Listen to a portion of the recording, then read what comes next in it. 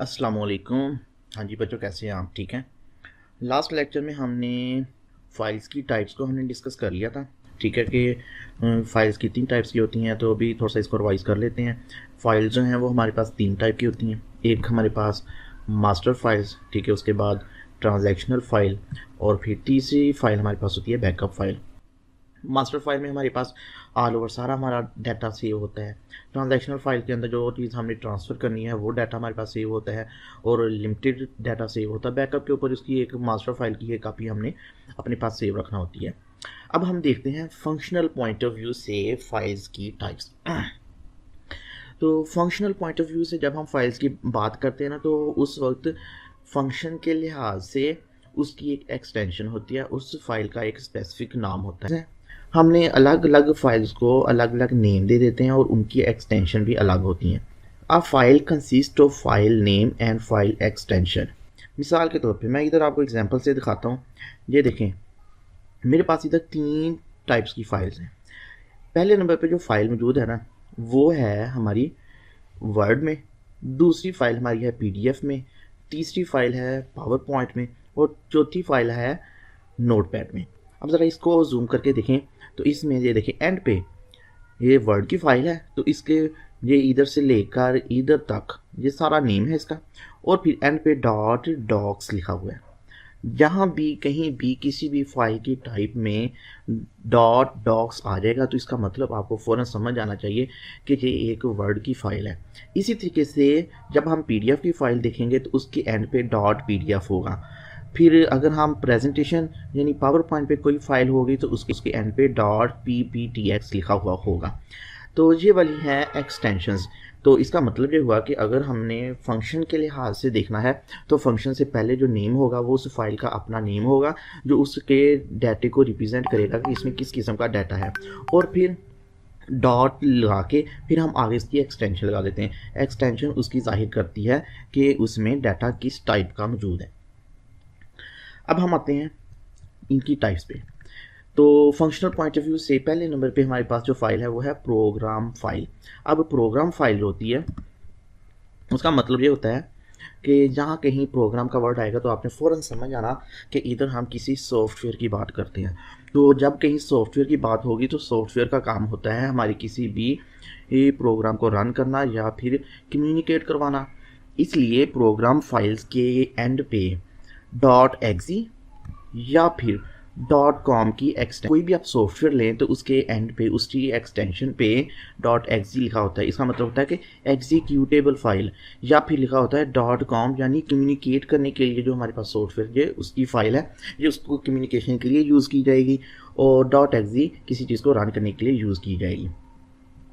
Next हमारे पास second file है data file. Simple है, नेम से जाहिर है कि जिस किस्म का डाटा, जिस टाइप का डाटा हमने उस फाइल के अंदर सेव किया है तो वो वाली फाइल हमारे पास डाटा फाइल कहलाएगी। A type of file that contains data, इसने हमारे पास डाटा सेव करना होता है।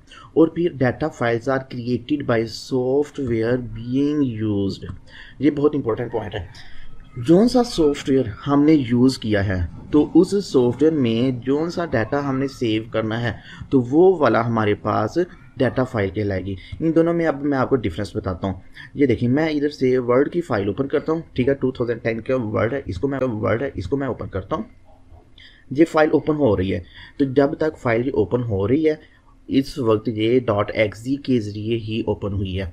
अब मैंने इसमें अपना कोई भी किसी भी किस्म का डाटा मैंने लिखा, डाटा लिख के इसको मैंने सेव करना है। तो जब मैं इसको सेव कर लूँगा तब ये डाटा फाइल बन जाएगी। पहले क्या थी, एक्जी फाइल थी, अब ये डाटा फाइल बन जाएगी।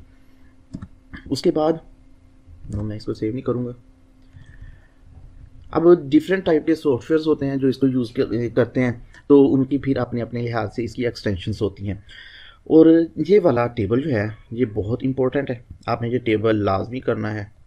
तो इस टेबल के अंदर आपने ये चीज़ें शॉर्ट क्वेश्चन के लिए भी बहुत अहम है और एमसीक्यूज़ के लिए भी ये बहुत अहम है। नोटपैड फाइल की टाइप क्या होगी, टेक्स्ट फाइल होगी, और इसकी एक्सटेंशन होगी डॉट टेक्स्ट। अब इधर देखिएगा, मैं आपको एक और एग्जांपल देता हूँ। ये देखिए, मैंने इधर कहा कि ये वर्ड की फाइल है, तो इसके एंड पे डॉट डॉक्स। ये पावर पॉइंट है, पीडीएफ है तो डॉट पीडीएफ है। इधर डेटाबेस है तो इधर .pptx, ये आपने याद रखना है लाजमी। ये देखिए इसमें जो है ये वाली फाइल हमारी है, इसके ऊपर नेक्स्ट पे हमारी जो फाइल है ये नोटपैड में है, तो नोटपैड की जी एक्सटेंशन है .text। यही चीज़ें तो आपको समझाने की बताई गई है कि नोटपैड की जो एक्सटेंशन होगी वो .text होगी, वर्ड प्रोसेसर की .doc या RTF होगी, और इसके साथ पहले 2007 तक ये सिर्फ डॉक थी, अब ये डॉक्स बन गई है, यानी अब इसकी जो एक्सटेंशन है ये आप करेक्ट कर लीजिएगा। यस, अब इसकी एक्सटेंशन है .docs। नेक्स्ट स्प्रेडशीट, एक्सेल या फिर वर्क्स है, डेटाबेस, इसकी जो एक्सटेंशन है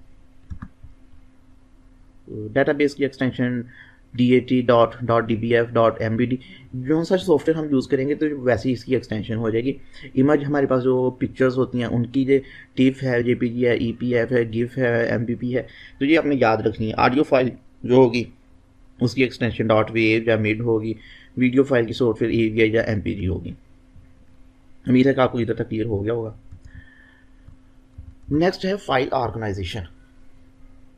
फाइल ऑर्गेनाइजेशन का मतलब ये होता है कि हमने फाइल्स को किस तरीके से मैनेज करना है, इनको किस तरतीब में रखना है। तो पहले नंबर पे हमारे पास एक टाइप है जिसको हम कहते हैं सीक्वेंशियल फाइल। सीक्वेंस एक तरतीब के अंदर, जब हमने अपनी फाइल्स में डाटा जो है वो एक रखा होगा तो वो उस तरतीब के ज़रिए ही एक्सेस किया जाएगा। मिसाल के तौर पे ये देखें, एक हमारे पास डाटा इधर है और ये एक फ़ाइल है 2, 3, 4, 5 ऐसे। फ़र्ज़ किया हमारे पास डाटा जो है वो इस जगह पे मौजूद है, तो हमने इस जगह से डाटा को एक्सेस करना है। तो सीक्वेंस फाइल में प्रोसेसिंग कैसे होगी, पहले वो आएगी 1 के पास, नहीं इसका एड्रेस मैच होगा जो 2 के पास, 3, 4, 5 ऐसे पहुंच जाएगी 6 के पास, तो यहाँ से इसको डाटा इसका मिलेगा। तो इस तरीके से हमारे पास सीक्वेंस फाइल में प्रोसेसिंग टाइम बहुत ज़्यादा यूज़ होगा, तो इसलिए ये कंपैरेटिवली स्लो है। तो इसमें डाटा एक्सेस करना स्लो है, इसमें टाइम ज़्यादा लगता है। डायरेक्ट और रैंडम फाइल, इसमें क्या होगा कि एक हमारे पास तो बिल्कुल इसमें तरतीब नहीं होगी, रिकॉर्ड्स किसी भी ख़ास सीक्वेंस के अंदर नहीं होंगे, और हर रिकॉर्ड की हम एक स्पेसिफिक लोकेशन या एड्रेस हम उसको असाइन कर देंगे, तो उस एड्रेस के ज़रिए ही हम इसको एक्सेस करेंगे। तो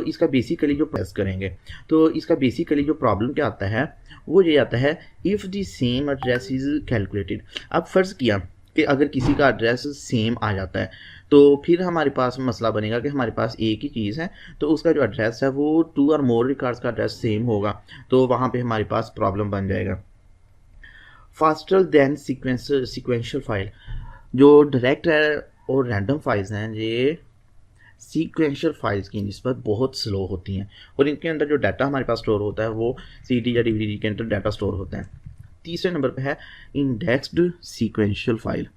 अब इसमें हमने सीक्वेंस फाइल को ही जैसे समझें कि सीक्वेंस और डायरेक्ट और indirect random access file, random और सीक्वेंशियल फाइल, इन दोनों को मिक्स करके हमने तीसरी file index file sequential file create कर ली।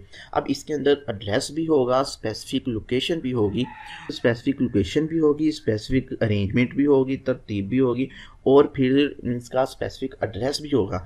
तब हम इसको कहेंगे कि ये वाली फाइल जो हमारे पास है इंडेक्स्ड सीक्वेंशियल फाइल हो जाएगी।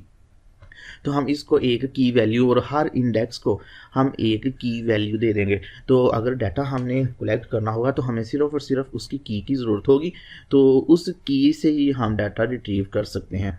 तो इधर से इंडेक्स की डेफिनेशन अक्सर पेपर में आ जाती है, the indexed is stored file is called indexed file. तो इससे पहले दूसरा पॉइंट देख ले, an indexed value is generated for each key and mapped with the record. जब हमारे पास रिकॉर्ड होगा तो उस रिकॉर्ड में हमने उसको एक की दे दी जाएगी, तो जैसे हमने कोई भी डाटा एक्सेस करना है तो हम जस्ट की इंटर करेंगे तो डायरेक्ट हमारे जो डाटा होगा तो प्रोसेसिंग करते हुए डायरेक्ट उस जगह पे पहुंच जाएगा जहां पे हमने डाटा एक्सेस करना होता है। तो इंडेक्स के अंदर दो चीज़ें होती हैं, एक तो की फील्ड होता है, दूसरा डिस्क एड्रेस होता है। यानी की फील्ड का मुराद के उसका डाटा और दूसरा उसका एड्रेस। इसका एडवांटेज क्या है ये मेन एडवांटेज है कि दोनों फाइल्स तो एक्सेसिबल होती हैं, रैंडम भी और सीक्वेंशियल भी फाइल होती हैं। डिसएडवांटेज क्या है कि इसके लिए हमें थोड़ी स्पेस ज़्यादा चाहिए होती है, तो मैनेज करना भी इसको थोड़ा सा मुश्किल होता है। तो इंशाल्लाह सुबह हम करेंगे